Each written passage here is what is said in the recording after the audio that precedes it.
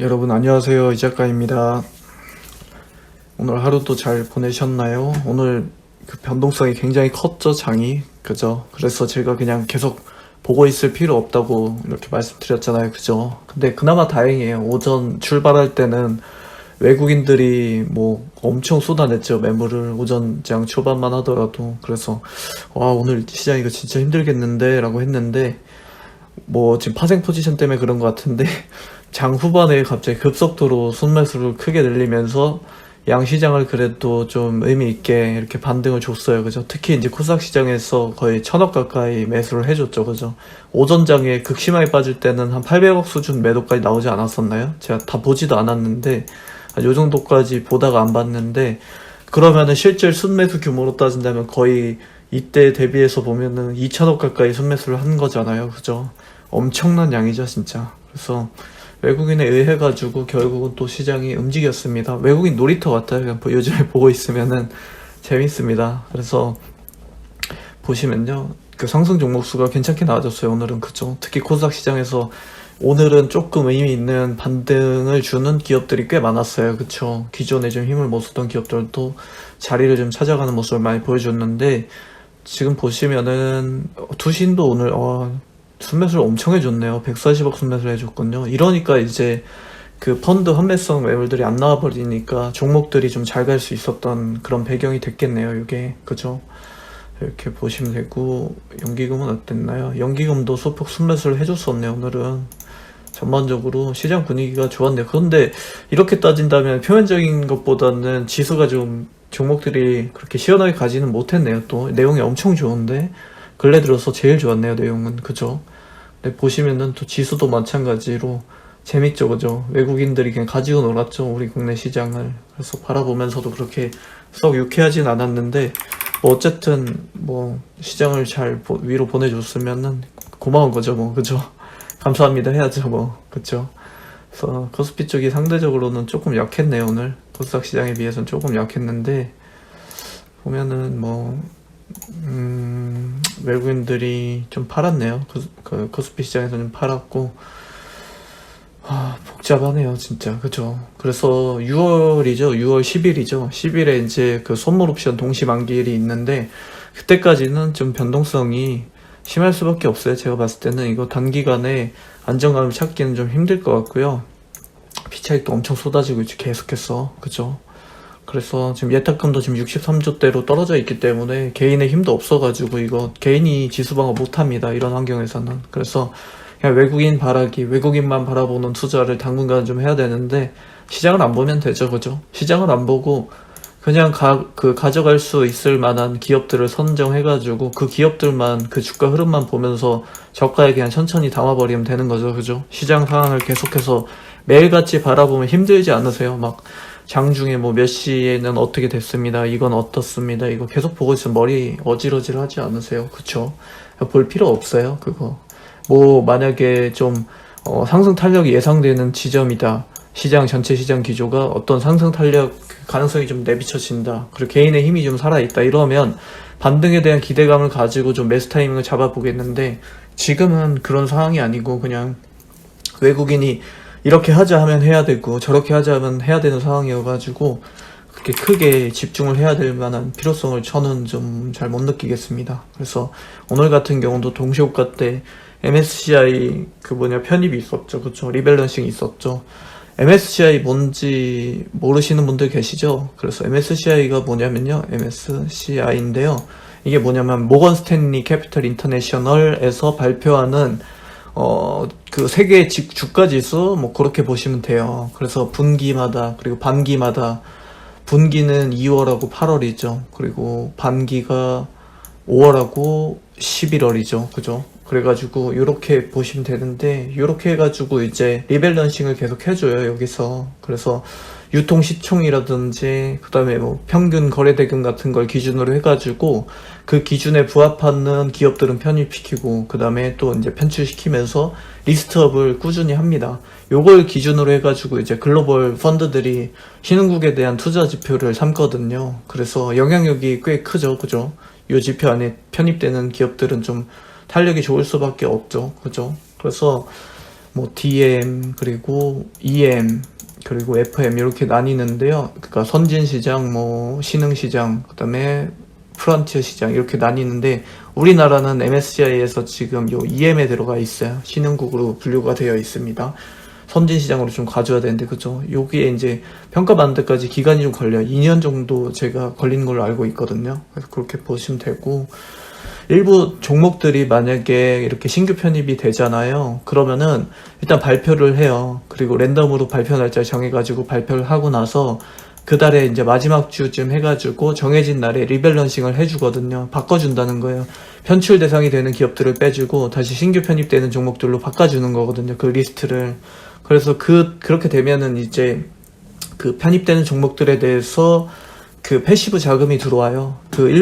일정 부분 이상의 수량을 보유해야 되거든요. 그럼 이제 자동적으로 패시브 물량이 들어오는 거예요. 그러다 보니까 이제 편입된 종목에 대해서 주가 탄력이 좀 나올 수 있겠죠, 그죠? 그렇게 보시면 돼요. 매번 이제 계속 반복되는 거니까 알아두고 가시면은 좋겠죠, 그죠?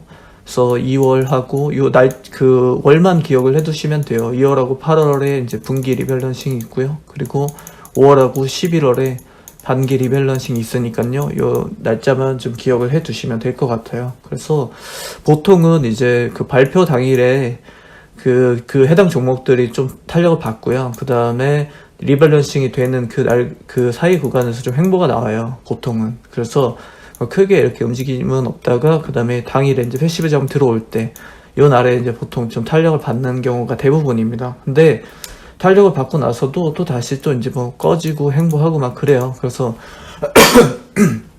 그 자체로 너무 큰 이렇게 뭐라 그래야 되지? 이렇게 좀 의미를 갖기는 어려운데 어찌 됐든 간에 편입이 되는 게 중장기적으로는 해당 기업에 그래도 좋겠죠. 그죠? 투자 지표가 되는 기준이니까요. 그죠? 그렇게 보시면 됐고 오늘 같은 경우는 제가 어제 잠깐 설명드렸는데 단기적으로 보려면 금융주라든지 소비주 쪽으로 보라고 말씀드렸잖아요. 그죠? 그래서 이런 쪽들이 지금 잘 가고 있어요. 오늘도 잘 갔는데 죄송합니다. 근데 지금 시장에서는 계속해서 단기 인플레이션 압력에 의한 뭐 상승장이다, 그 소비주 장세다, 막 이렇게 지금 해석을 하고 있는 분들이 계신데 절대 아니에요. 절대 아닙니다. 물가 지표들은요 이제 확연하게 경기 인상 쪽으로 시계를 맞추고 있어요. 그래서 오히려 이제는 팬데믹으로 인한 수요 예측 실패가 야기한 그 부품 부족 현상 때문에 물가 인상 속도가 제어할 수 없을 정도로 너무 가팔라요. 그래서 예상치보다. 그래서 그 결과로 인해 가지고 지금 임금 상승이라든지 뭐 주택가격 인상이라든지 그런 문제점들이 계속해서 나오고 있어요. 급등이 나오고 있단 말이죠. 그래서 지금은 이게 뭐 단기적인 인플레이션 압력으로 이렇게 해석하는 건 좀 무리가 있어요. 제가 봤을 때는. 그래서 그동안에 시장에 풀린 자금들이 엄청나잖아요. 그죠? 근데 이제 그 시장에 자금은 많은데 경기 회복 그 국면에 딱 들어서자마자 수요는 이렇게나 폭발을 해버리는데 그 수요를 이제 받을 만한 공급이 안 맞춰지다 보니까는 계속해서 수요와 공급에 이제 불균형이 나고 있는데 그러다 보니까 물가가 당연히 이제 자연스럽게 폭등을 하게 되는 거죠. 그죠? 자연스러운 현상이잖아요. 현재는 그 수요와 그리고 공급의 그 갭이 가장 큰 구간이라고 저는 보고 있어요. 이거 좀 잡아야 될 것 같아요. 제가 봤을 때는. 이게 왜 그러냐면 백신 경제가 예상보다 너무 빠르게 진행이 돼서 그래요. 굉장히 빠르게. 그래서 좀 시장 상황을 제대로 예측하지 못한 누구라고 해야 됐죠? 연준이겠죠, 그죠? 연준이 조금 저는 당황을 한 모습처럼 보여지고 있어요, 지금은. 그래서 공급 부족 같은 경우는 시간으로 버텨내는 방법밖에는 없어요. 이건 잡을 수가 없어요, 단기간에. 그래서 수요 증가 같은 경우는 유동성이 멈추면, 유동성을 딱 공급을 멈춰주면 빠르게 회복을 합니다. 해결이 돼요, 빠르게. 자, 여러분들이 만약에 이 연준이라든지 의원이라든지 경제학자라고 하면은, 요 수요 문제와 그리고 공급 부족의 문제, 요 두 가지 문제를 가지고 만약에 해결 방안을 내버라 한다면 여러분들은 어떻게 하시겠나요? 여기서 되게 간단하게 답이 나오잖아요. 공급 부족으로 인한 그 수요와 공급의 미스매치는요 시간으로 버텨내면서 잡아야 된다 그랬잖아요. 결국에 공급은 시간으로 버텨야 되잖아요. 그죠? 근데 가팔은 이 수요의 증가는 어떻게 해야 된다 했죠? 유동성을 딱 멈추면 끝난다 했죠. 그죠? 그러면 유동성을 좀 멈춰야죠. 어떻게?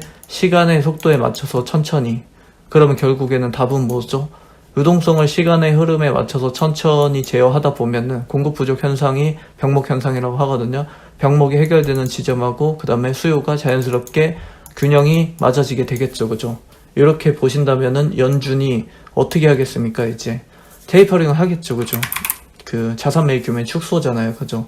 자연스럽게 그렇게 연결이 되는 거예요. 그래서 나올 것 같아요. 지금 테이퍼링이 나올 수밖에 없는 명분이 좀 시장에서 거칠어지고 있다. 저는 그렇게 바라보고 있습니다.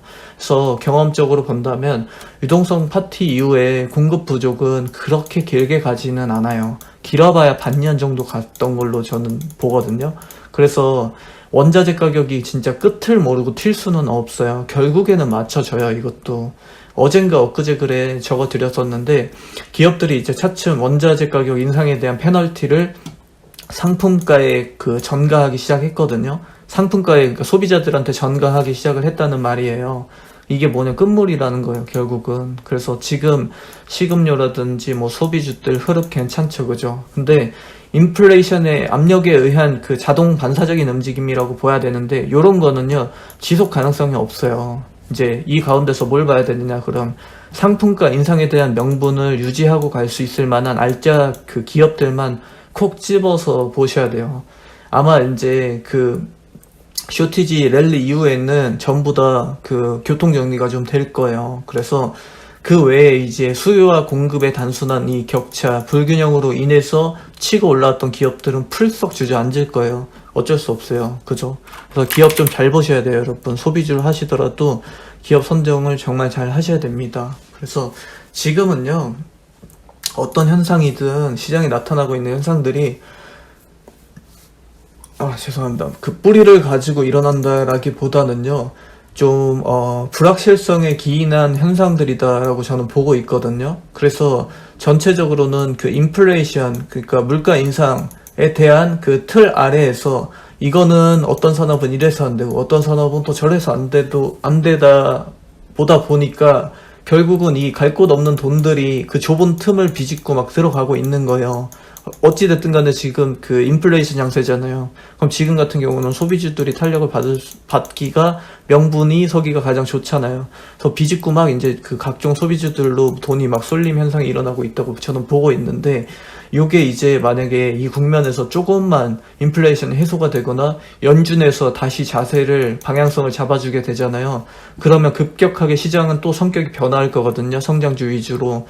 그렇게 되다 보면은 이제 또 자연스럽게 기업들이 제 자리 그러니까 적정 주가 수준 이상의 과도하게 이제 오버레이팅 된 종목들은 제 자리를 찾아가게 되는 거죠. 그렇게 나올 수 있다고 보고 있고요. 그 다음에 만약에 이거 그나마 양반인데 연준이 계속해서 이 불확실성을 키워버리잖아요. 이 불확실성이 장기화돼 버리잖아요. 그러면은 어떤 종목도 못 가요. 그러면 저는 굉장히 큰 조정을 맞을 수도 있다라고 좀 보는 입장이에요. 지금 굉장히 조심해야 되는 국면이거든요. 지금 시장을 그냥 단순하게 그냥 지수만 보고 상승 종목수라든지 뭐 단기 주가 흐름이라든지 이거 보고 판단하실 그런 상황은 저는 아니라고 봐요. 그래서 그 시간을 못 인내하시고 지금 막 단기 불기둥에 막 뛰어드신다라든지 혹은 뭐 단기 테마가 확 불어오는 그런 쪽으로 막 이렇게 그 단타 매매를 하시면요, 정말 큰 손실로 이어질 수 있을 만한 구간이요. 외국인들 태도 바꾸는 거 보셨잖아요. 이 친구들이 전체적인 시장 기조에 딱 맞춰가지고 발 빠르게 움직일 만한 준비를 저는 다 해놨다고 보거든요. 근데 이 기존의 유동성 장세에서는 외국인들이 그렇게 움직인다고 하더라도 9월에서 11월 장세 보면요, 개인들이 그 주가를 계속 방어해버렸어요. 그냥 그 매물들을 다 소화하면서 계속해서 뭐라 그래야 될까, 전체 주가 지수가 조정을 받는 그 기간 동안에 시간을 잘 버텨줬어요. 그래서 조정을 읽어내는 게 굉장히 쉬웠거든요. 뻔히 보이잖아요. 시장 에너지 꺾이는 거 제가 계산하는 거 그때 알려드렸잖아요. 그래서 이걸 보면서 대응을 할 수 있어서 좀 뭐라 해야 될까, 시장 참여자들이 대응을 하기가 편했는데 지금은 아니에요. 개인의 힘이 없기 때문에 외국인들이 당일에도 마음만 먹으면 전체 시장 기조를 딱 보고서 이거 안 되겠다, 신흥국의 그 자금 좀 빼야 되겠다 해서 훅 빼서 나가잖아요. 그럼 당일에도 주가가 이렇게 그냥 빠져버릴 수 있어요. 지금 우리가 충분히 경험했잖아요, 이번 장세에서. 그죠? 그래서 그런 국면이기 때문에 조금 위험하다고 보고 있어요. 크게 물린 종목들 같은 경우는 특히나 이제 실적이 기반으로 된 종목들이 아닌 테마를 가지고 물린 종목들은 진짜 위험할 수 있어요. 몇 년간 고생할 수도 있거든요. 진짜 조심하셔야 됩니다, 여러분. 아시겠죠? 그래서 연준이 좀 방향성을 잡아줘야 된다고 봐요. 저는 그게 좀 시급하다고 보고, 단기적으로는 옵션 만기일 있죠. 선물 옵션 만기일이 빨리 좀 지나가줘야 된다고 보고 있고요. 그렇게 보시면 되고, 지금은 예전처럼 막 그렇게 파티할 때는 아니라고 봅니다. 여러분 좀 지켜보셔야 돼요. 그래서 매수는 좀 천천히 하시고요. 실적 대비 저평가 영역에 있어서만 분할로만 사셔야 돼요. 분할로 굉장히 적게. 그래서 시세를 만약에 줘버린다 그러면 그냥 미련 없이 현금화를 하는 게 좋아 보여요. 저는 아무리 봐도. 그리고 나서 다시 또 만약에 이게 계속 상승을 주면 다른 산업 보면 되잖아요. 그죠? 또 다른 산업 보고 매수했는데 밀어주면은 밀어주는 걸 보고 가야 돼요. 지금은 밀어줄 확률이 더 높잖아요. 상승을 줄 확률보다. 그럼 밀어줬을 때 나한테 유리하게 되려면 어떻게 해야 되죠? 천천히 사야 되잖아요. 더 밀어주라, 비중 늘리게. 오케이, 더 밀어주면 안 돼. 단가 인상 더 해주면 안 돼 하면서 바닥으로 가야 돼요. 바닥을 보고 가야 돼요. 지금은 상승을 보고 상승에 대한 기대감을 가지고 가는 시장이 아니라 얼마만큼 좋은 종목을 싸게 더 줄 수 있을까를 보고 가는 시장입니다, 여러분. 딱 이거는 기본 자세는 잡히셨죠? 그렇게 이해를 하셔야 돼요. 그래서 파티 막 이렇게 막 구경을 하시더라도 뒷짐지고 한 걸음 뒤에서 구경을 하셔야지 그 안에 참여는 하지 마세요, 여러분. 절대 안 돼요. 아시겠죠? 오늘 외국인 보셨잖아요. 수익률 게임 하는 거 보셨죠? 그러니까 파생 포지션에 맞춰가지고 현물 시장을 가지고 논 거예요. 그만큼 이제 시장 에너지가 형편없고요. 개인의 힘이 약해질 대로 약해졌다는 방증인 거죠. 그죠? 바꿔 말하면 이제 언제라도 외국인들에 의해서 시장이 결정될 수 있다는 그런 말이 되겠죠. 그죠? 그래서 너무 겁낼 필요까지는 없는데, 아니, 너무 마음을 놓아서는 안 된다. 결국에는 그냥 자기가 차분하게 해야 될 일만 하면 될 것 같다라는 그 종합적인 좀 의견을 드립니다, 여러분. 너무 시장에 빠져들 필요도 없고요. 기업들을 좀 이렇게 느긋하게 살펴보시면서 그러시면 될 것 같아요. 산업들에 대한 얘기는 너무 많이 해드리기도 했고, 더 이상 단기 국면에서 크게 변화할 내용도 없어 보이거든요. 이제는 좀 기업을 심층적으로 좀 보셔야 돼요. 그런 시간이라고 저는 봅니다. 그래서 앞서서 전해드렸던 그 소비주들 가운데서는 제가 기존에 이쪽에서는 이게 탑픽입니다. 의류에선 뭐가 좋습니다. 화장품에선 뭐가 좋습니다. 이런 것들 제 지난 카페 글 추천주 글 보면 다 나와 있거든요. 기업 내용까지. 그래서 그거를 좀 보시면 돼요. 그거 같이 보시면 되고, 그 가운데서 뭐 화장품, 오늘 좀 시세가 좋았던 화장품 쪽으로 본다면 아모레 퍼시픽만 보고 가시면 된다 했죠. 화장품 쪽은요. 그래서 연초부터 그 가장 그 팬데믹으로부터 빠르게 벗어난 게 중국이었잖아요. 중국이 외부 활동 재개를 이제 활발하게 시작하면서 화장품 쪽 소비가 가장 먼저 살아났어요. 되게 특이하죠, 그죠?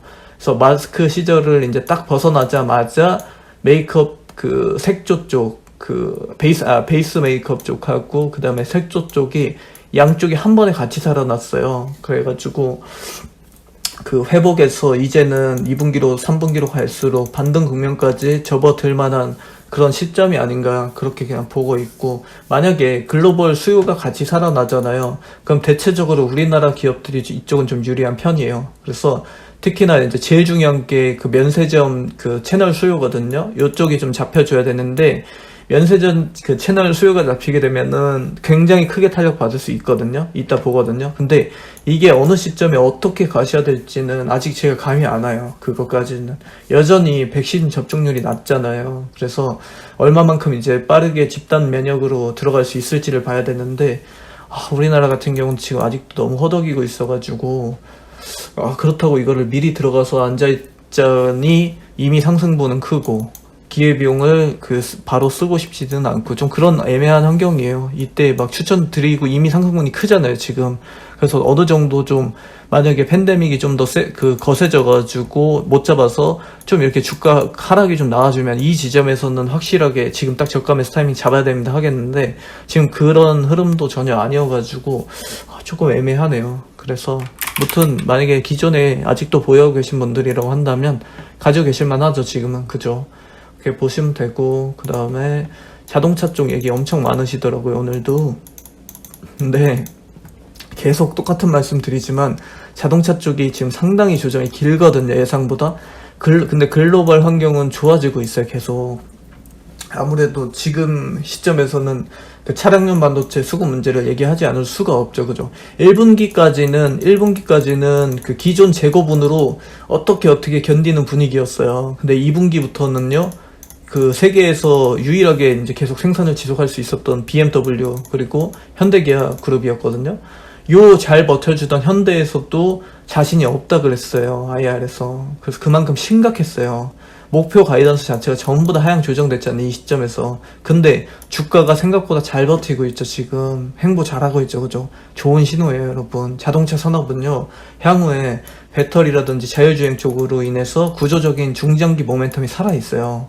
신형 전기차 버전 그 막 공개하고 있죠, 지금. 그리고 어디야, 저기 이노베이션 있죠. 배터리 동맹 막 나오고 있고, 대기 수요 자체를 굉장히 대량으로 잡고 있어요, 이쪽 산업은. 그래서 중장기적인 매출이 보장되어 있다라는 거거든요.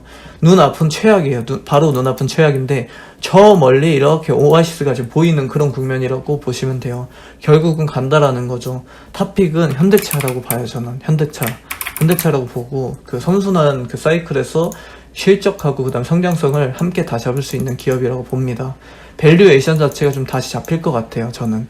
전동화 사업도 굉장히 좋고요.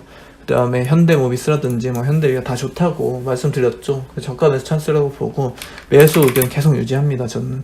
남들이 별로다 할 때 쥐고 계셔야 돼요. 쥐고 가셔야 돼요, 여러분. 그렇게 투자하시는 게 원래는 정석입니다, 여러분. 유동성 장세 때 이렇게 오르던 시장에 익숙해져 계시죠, 그죠? 그렇게 이제 투자하시면은 안 돼요. 이제는 공부하셔야 됩니다, 여러분. 아시겠죠? 그리고 뭐가 핫하죠, 요즘에? SM 얘기 많이 나오고 있죠, 그죠? 요게 이제 그 이수만 대표 지분 19.%인가? 19.4%인가? 어쨌든, 요 인수권을 가지고 지금 네이버랑 그 다음에 카카오 두 양사 간의 경쟁 구조가 막 나온다, 이런 얘기가 돌고 있는데, 네이버 같은 경우는 이미 위버스 합작법인부터 시작해가지고, 단순하게 K-팝 사업이 아니라, 글로벌 플랫폼으로의 새로운 어떤 비즈니스 모델을 만들려고 하고 있잖아요, 계속해서. SM의 일본 자회사 그쪽으로 또 펀드 쪽으로 아마 제가 알기로 1,000억 이상 투자한 걸로 알고 있거든, 작년에.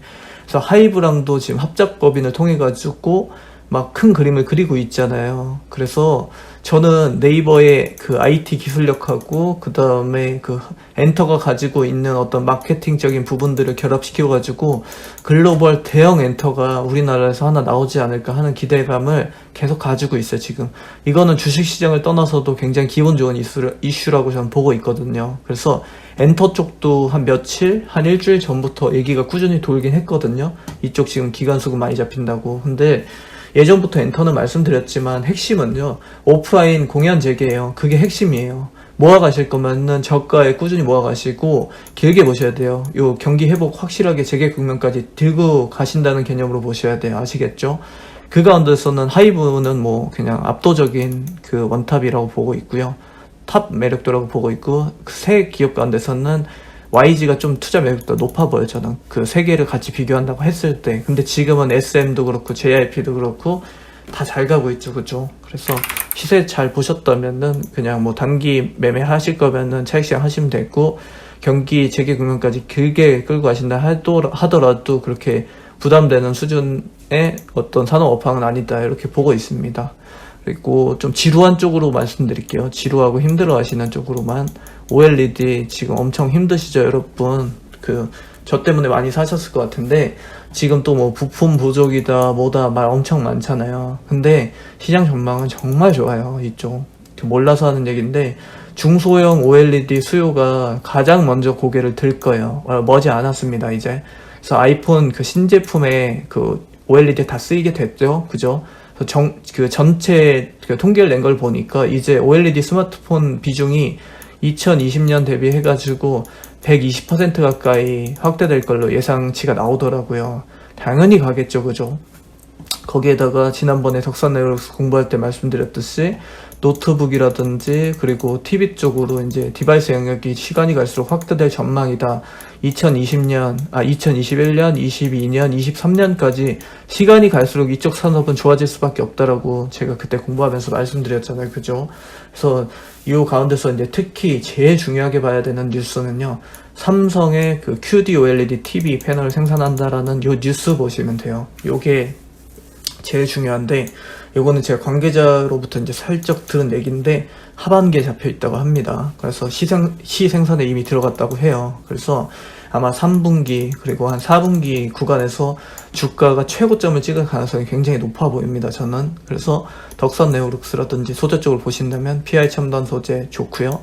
실리콘 억스도 괜찮고요. 그리고 LG 디스플레이 탑픽으로 보고 있고요. 이런 것들 중에서 최대한 덜 오른 종목 비중, 그 종목 기준으로 해가지고 비중을 계속해서 지속적으로 모아가실 만한 그런 시기라고 봐요. 지금 사람들 관심 아예 없죠. 투자자분들이 다 외면하고 있죠. 그죠?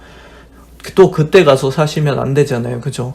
요럴 때 모아가시는 거예요. 요럴 때. 오늘도 그 게시판 보니까 무슨 HMM 가지고 몇백 % 막 수익 인증하시는 분들 많이 계신데 그분들이 지금에서야 이제 몇백 % 수익을 내고 계시지만 처음부터 그러셨겠어요? 엄청 인내하신 분들이에요. 2년 막 3년씩 보유하신 분들이 대부분이잖아요. 이분들도 횡보 엄청 길었을 거예요. 근데 그 기간을 참고서 인내하면서 모으셨던 분들이 지금 결실을 보시는 거잖아요. 그죠? 요거 부러워하시지 마시고 요런 장기 투자하고 나도 세 자리 때 수익률 한번 보고 싶다, 투자 인생에서 한번 보고 싶다 하시는 분들은요, 지금부터 요런 산업들 모아가시면 돼요. 여러분 아시겠죠? 그래서 공부는 요런 식으로 하시는 거예요. 당일에 뭐 어떤 테마를 보고 그 차트 보면서 어떻게 갈 것이다 이렇게 하는 것보다는요, 이렇게 하시는 게 더 안정적입니다. 제가 하는 공부 방식은 이래요. 그리고 한 가지 더 말씀드리면은 제일 힘든 거 위주로만 해드릴게요. 놀리는 게 아니에요. 아시죠? 그래서 MSC 쪽으로 보면은 지금 삼성전기 그리고 어디가 힘들죠 지금? 사막 컨덴서는 어떻게 가고 있나요? 제가 안 본 지 좀 돼가지고 힘들 것 같은데 둘 다 이렇게 지금 보시면 되는데, 그 MACC가 뭐냐면요, 예전에 종목 상담 드릴 때 설명을 해드렸는데 스마트폰이라든지 태블릿 이런 데 들어가는 핵심 부품이라고 보시면 돼요. 적층 세라믹 콘덴서라고도 부르잖아요. 이게 뭐냐면은 전자제품에 이렇게 회로가 있잖아요. 여기서 전류가 일정하게 잘 갈 수 있도록 이렇게 제어해주는 그런 역할을 하는 부품이다 이렇게 보시면 돼요. 실제로 보면은 엄청 이렇게 작은 점처럼 보여져요. 조그맣게 이렇게. 그래서 잘 눈에 보이지도 않을 정도 작아요. 그래서 어찌됐든 간에 요걸 가지고 뭘 하느냐, 이렇게 전류가 잘 흐를 수 있도록 해주는 부품이라고 했잖아요. 그럼 요걸 만드는 이런 회사들은 어떻게 되겠습니까? 지금 현재 국면에서만 딱 본다면요, 힘들죠. 지금 힘들잖아요. 그죠? 그래서 이게 이제 어떻게 언제 어느 시점에 가셔야 되느냐, 스마트폰 시장이 2배 이상 아까 확장된다고 말씀드렸잖아요. 5G 스마트폰 시장이 하반기에 된다고 말씀드렸죠. 지금 힘들다고. 그럼 지금 단기 주가가 흔들리는 거는 당연한 거예요. 어찌 보면은 부품 부족 현상이 엄청 세거든요. 이쪽도. 그래서 지금은 견뎌내셔야 돼요. 어쩔 수 없어요. 지금은 견뎌내시는 시간으로 보셔야 되고요. 기다리셔야 되겠죠. 그죠? 그래서 이쪽 산업이 업황이 좋아지려면은 역시나 하반기 보셔야 되고요. 한 9월 이후로 아이폰 신제품 나올 때 그때까지는 들고 그냥 그 저가 매수하시면서 그렇게 들고 가시면 될 것 같습니다. 수요가 폭발할 거잖아요. 시장이 커지면. 그럼 어떻게 되겠습니까? MACC가 가격 인상이 나오겠죠. 너무 뻔하잖아요. 그죠? 제가 가격 인상 갈 거라고 계속 말씀드리고 있죠. 그죠? 사막 컨덴서 같은 경우도 1분기 매출 굉장히 잘 나왔었어요. 영업이익 20% 가까이 늘었었잖아요. 그죠? 더 가속화될 거예요. 하반기에. 그래서 지금 조금 힘드시더라도 천천히 모아가세요. 전기차 시장 모멘텀까지 가지고 있어서 이쪽은 관심 대상입니다. 여러분 지금 아무도 관심 없죠. 그죠? 욕만 엄청 하고 있죠. 매일같이. 여러분 이럴 때 조용히 서서 모으는 거예요. 중장기 투자는 이렇게 하시는 겁니다. 여러분 아시겠죠? 왜 울어요? 왜? 그리고 자꾸만 뭐 이상한 다른 데 보시고 불기둥 같은 거 왜 쳐다보십니까? 이렇게 진짜 배기들이 있는데. 그죠? 한 번만 보고 마무리 할게요.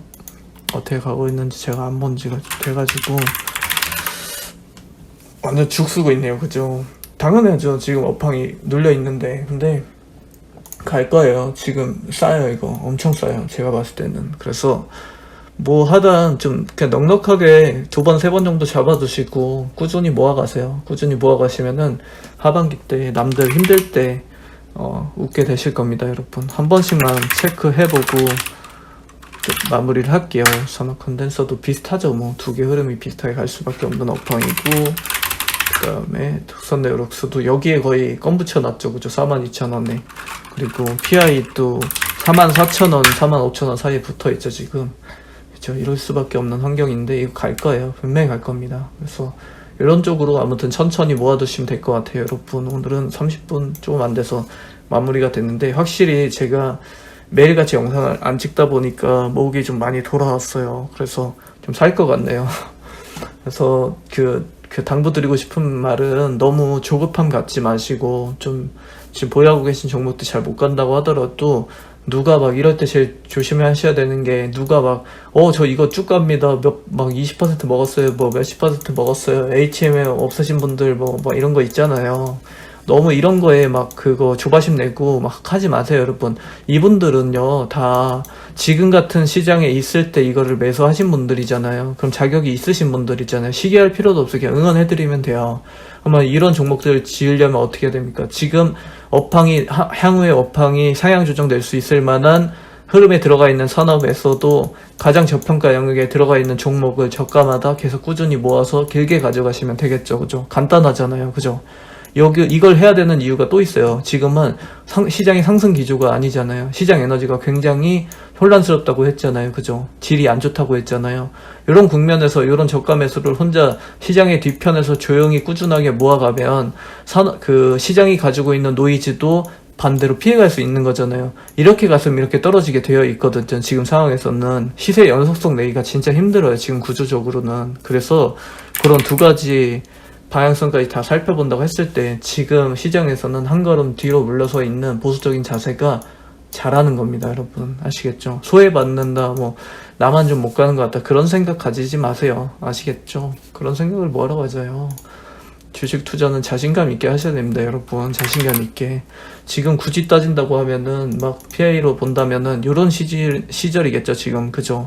큰 틀에서 보셔야 된다 했잖아요. 그죠? 큰 틀에서 보면은 요런 시절 얘기였을 거잖아요. 요때 막 배터리라든지 바이오라든지 이런 거 막 고공행진하고 있을 때, 내 것만 못 가네 하고 있었을 거잖아요. 이때 보유하신 분들은. 근데 지금 상황 어떻게 됐죠?